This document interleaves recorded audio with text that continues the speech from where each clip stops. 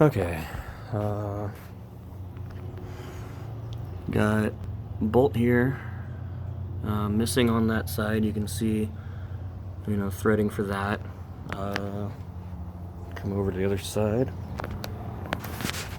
Here's the back brake. You can see that's where that's at. When I push the brake down, that goes back.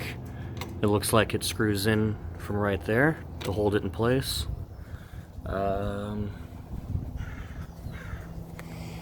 Let's see. I know there's another one somewhere that's really crucial, but I'll find it later. Here's the wiring for the headlight. And here is the wire that I found that's not connected to anything. There we go, give you that. Maybe kind of go up in here.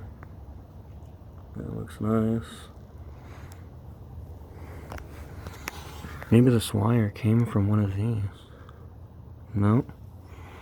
Doesn't look like it.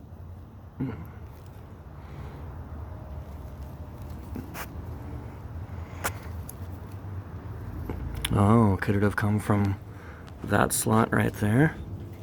Maybe.